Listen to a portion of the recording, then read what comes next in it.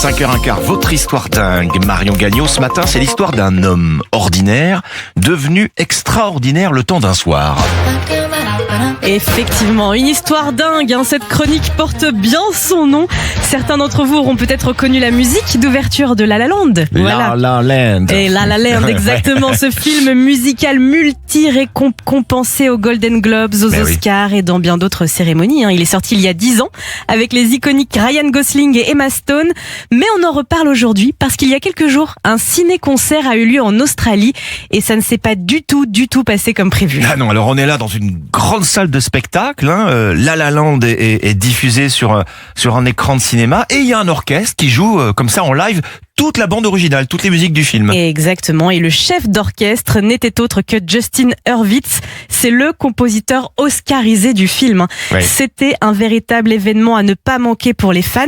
Alors la soirée avait bien commencé, tout était parfait, jusqu'à ce que le claviériste tombe malade en plein concert. Oh my God! Ah oui, la tuile. Alors rien de grave, mais il a dû arrêter forcément le concert. Donc durant l'entracte, tous les musiciens ont tenté de contacter quelqu'un qui pourrait le remplacer, mais ils n'ont trouvé personne. Bon, et c'est là que la soirée, Marion, prend une tournure incroyable. Et oui, Justin Hurwitz lui-même a pris le micro et s'est adressé au public en demandant si quelqu'un savait jouer du piano et serait capable de découvrir et suivre la partition. Auquel cas, le concert devrait s'arrêter. Et après quelques secondes d'hésitation, un jeune homme de 21 ans a tout simplement levé la main. Il s'est dirigé sur scène. Oui, c'est un étudiant en sciences politiques et en relations internationales.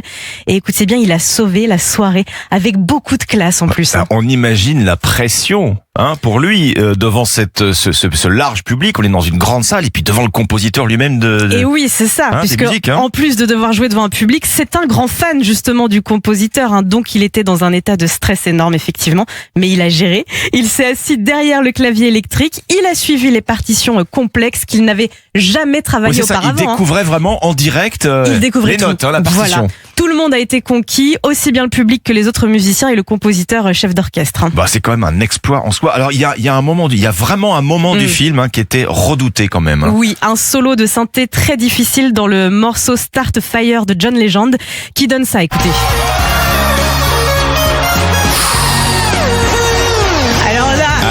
Justin Hurwitz a prié pour qu'il s'en sorte. Mais vous entendez l'enfilade là pour aller jouer ce solo au clavier? C'est très dur. Il s'en est sorti. Voilà, comme il n'était pas sûr de pouvoir déchiffrer la partition du premier coup, l'étudiant a improvisé, l'orchestre a pu suivre, le public l'a ovationné. Vraiment, même le chef d'orchestre a levé le pouce en plein milieu du concert. Il a fait ce geste pour lui dire bravo, c'était extraordinaire. C'est dire, soirée qui va laisser des souvenirs impérissables pour tout le monde alors, Marion. Oui, encore plus pour le jeune étudiant qui a reçu les félicitations du compositeur en coulisses, ainsi qu'une renommée mondiale, puisque depuis, il est invité dans tous les médias et c'est bien mérité, chapeau l'artiste. Une véritable histoire dingue. Alors c'est marrant, d'habitude on dit y a-t-il un médecin dans la salle? Là c'était y a-t-il un musicien dans la salle? Et il a vraiment sauvé la soirée. Il a sauvé la soirée. Ce jeune homme. Merci Marion Gagnon, votre histoire dingue sur Europe.